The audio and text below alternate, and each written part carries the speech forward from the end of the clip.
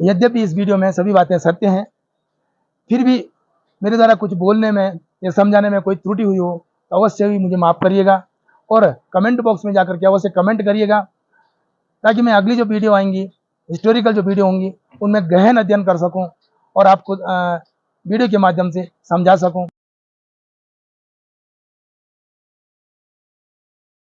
जय श्री केदारनाथ। महाद्रिपार्श्वे चित्तटे रमन्तं सम्पूज्यमानं सततं मुनीन्द्रै सुरासुरीरक्षमोर्गार्धे केदारनाथं शिवमेकमीडे। आप सभी को मेरा प्यार भरा नमस्कार। मैं हूं अरविंद शुक्ला, बाबा भोलेनाथ की नगरी केदारनाथ धाम से। आशा करता हूं आप कुशल होंगे। आज की वीडियो में मैं आपको बताने जा रहा हूं कि केदारनाथ का इतिहास क्या है, कैसे इसे ज्योतिर्लिंग के नाम से जाना जाता है, कब इसका निर्माण हुआ, ये सब आपको आज की वीडियो में मैं बताने जा रहा हूँ। इस ज्योतिर्लिंग की स्थापना का इतिहास यह है कि हिमालय के केदार श्रृंग पर भगवान विष्णु के अवतार नर और नारायण ऋषि जो है महान तपस्या करने के बाद भगवान भोले शंकर को प्रसन्न करते हैं और भगवान शंकर उन्हें प्रकट होकर के सदा ज्योतिर्लिंग के रूप में रहने का वरदान देते हैं, वर देते हैं और सदा ही केदारनाथ में रहने का वचन देते हैं। जैसा कि आप जानते हैं, यह धाम एक विश्व प्रसिद्ध धाम है और भारत के 12 ज्योतिर्लिंग जो हैं 12 ज्योतिर्लिंगों में से एक प्रसिद्ध धाम है, प्रसिद्ध ज्योतिर्लिंग है और उत्तराखंड के 4 धाम में से एक धाम है। यह धाम एक कठिन धाम है। यहाँ पर पंच केदार के साथ साथ केदारनाथ में 5 नदियाँ भी हैं, मंदाकिनी, सरस्वती, स्वर्गद्वारी, दूधगंगा। कंठे यस्य विराजते हि गरलं गंगाजलं मस्तके वामांगे गिरिराजराजतनया जाया भवानी स्थिता नंदी स्कंदगणादिनाद सहितं केदारनाथ प्रभो केदारांचल सस्थितो सततं कुर्या सदा मंगलम। ये मंदिर जो है 2 भाग में है, एक गर्भगृह और बीच में सभा मंडप। इसके बाहर आप देखेंगे तो चाताल में चबूतरे में जो प्रांगण है वहाँ पे बहुत बड़ा एक विशाल नंदी स्थापित है। शिव का जो वाहन कहलाता है, नंदी स्थापित है।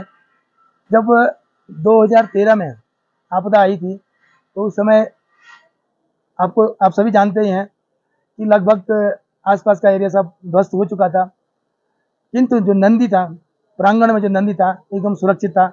मंदिर तो था ही, मंदिर तो था ही, किंतु बीच प्रांगण में पूरा जल प्रवाह जब आया था तो नंदी भी सुरक्षित रहा था। वाडिया इंस्टीट्यूट देहरादून के अनुसार ये मंदिर जो है करीब 400 साल तक हिमखंडों के नीचे दबा रहा, क्योंकि जो पत्थर हैं अभी भी उन पे निशान थे। तो वाडिया इंस्टीट्यूट ने इस पे शोध किया। शोध करने के बाद तो उन्हें ये बताया कि करीब 400 साल तक ये हिमखंड के नीचे दबा रहा। उसके बाद शंकराचार्य जी आए, उन्होंने इसको फिर पुनः निर्माण किया, जीर्णोद्धार जिसको हम कह सकते हैं, किया। और इसके बाद जो पीछे में यहीं पर शंकराचार्य समाधि स्थल है, शंकराचार्य जी की मृत्यु हो गई थी, वहीं पे शंकराचार्य जी की समाधि स्थल है। मंदिर से थोड़ा पीछे, ज़्यादा दूर नहीं है। अब आइएगा, जरूर दर्शन करिएगा। इसके साथ ही हमारे एक महान साहित्यकार हुए हैं राहुल शंकरदयायन जी, उन्होंने भी अपनी पुस्तक में लिखा, वो क्योंकि घुमक्कड़ थे, विदेशों तक घूमने जाते थे और साहित्य लिखते थे, लेखक थे, तो उन्होंने भी इस मंदिर को 13वीं और 14वीं शताब्दी के बीच, जो हिमखंड के बाद का हम कह रहे हैं, तो हिमखंड के बाद, तो उन्होंने बताया था इसके बाद से जो है ये मंदिर जो है फिर हिमखंड से बाहर आया। तो ये भी राहुल शंकरदयायन जी भी इस बारे में कह गए हैं। तो हजारों वर्षों से यहाँ पे मानव में श्रद्धा भाव का चलन रहा है। किसी भी मंदिर की हो या कहीं भी कोई तीर्थ स्थल हो, वहाँ पर आस्था का भाव हमेशा से रहा है। ये जो मंदिर है, केदारनाथ मंदिर है, यह उत्तर दक्षिण दिशा में है। दक्षिण दिशा में इसका मुख्य है, मुख्य दरवाजा है और मंदिर से करीब आधा किलोमीटर की दूरी पर मुकुंड भैरव का मंदिर है, जो कि यहाँ के रक्षक हैं। आपको बता दूं, मैं यहाँ पर जो पुजारी होते हैं वो दक्षिण भारत के होते हैं, लिंगायत होते हैं, लिंगायत परिवार के होते हैं। वो जो सुबह बाल भोग हुआ, दोपहर को भोग लगाना हुआ और रात में जो सायं आरती होता है, सायंकाल की जो आरती होती है वो लिंगायत के द्वारा की जाती है, पुजारी के द्वारा की जाती है।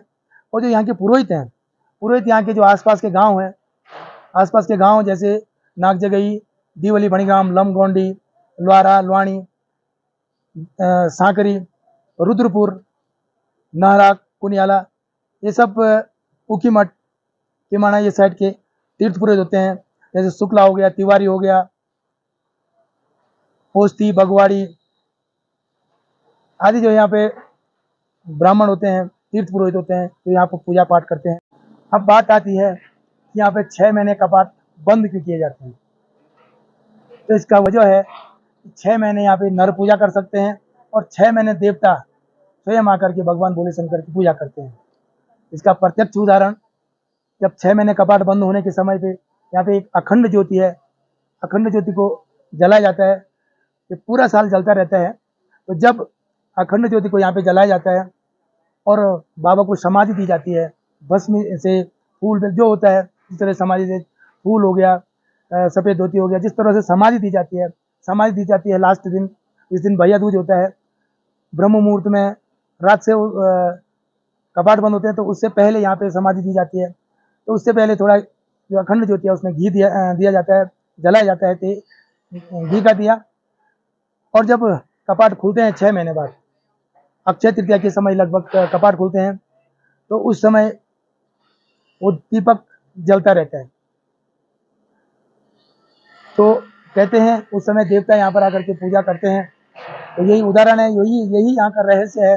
और जो समाधि में भस्म वगैरह दी जाती है, वो एकदम सफा किया रहता है, सफा रहता है। तो इससे भी प्रमाण होता है कि 6 महीने यहाँ पे देवता पूजा करके आकर के पूजा करते हैं। तो कपाट 6 महीने जब यहाँ पे भैया दूज को कपाट बंद किए जाते हैं, तो यहाँ से ऊखीमठ करीब 60 किलोमीटर की दूरी पर, 60 से 65 किलोमीटर की दूरी पर लगभग ऊखीमठ है, वहाँ पे इसकी गद्दी स्थल है। तो 6 महीने बाद, 6 महीने तक वहाँ पे पूजा होती है।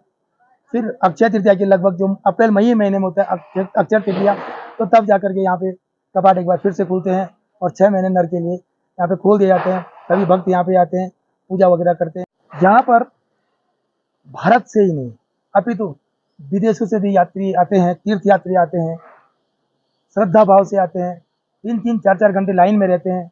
और एकदम कभी बारिश हो रही है, कभी धूप हो रहा है इधर में, लेकिन कोई चिंता नहीं, फिक्र नहीं, यात्री एकदम अपने लाइन में लगे रहते हैं, श्रद्धा भाव से एकदम दर्शन करते हैं और बहुत खुश होते हैं यहाँ पे। यहाँ पर जब सावन महीना आता है, सावन महीने से पहले कावड़ महीना जो होता है, कावड़ आते हैं। उसके बाद जो सावन महीना यहाँ पे होता है, सावन महीने में यहाँ पे करीब 7-8 किलोमीटर ऊपर ब्रह्म कमल एक पुष्प होता है, बाबा का प्रिय फूल है, जो कि बाबा को चढ़ाया जाता है। तो करीब यहाँ से 7-8 किलोमीटर ऊपर इधर बासुकी ताल है, इस साइड में आप बोलेंगे तो हाथीनी बोलते हैं, हाथीनी का डाना जो बोलते हैं, उससे पीछे है। इधर केदारनाथ के पीछे आप चलेंगे चोराबाड़ी ताल की तरफ, तो वहाँ पर भी ये ब्रह्म कमल पाए जाते हैं। तो अब बात आती है भगवान शंकर का प्रिय फूल ब्रह्म कमल क्यों है।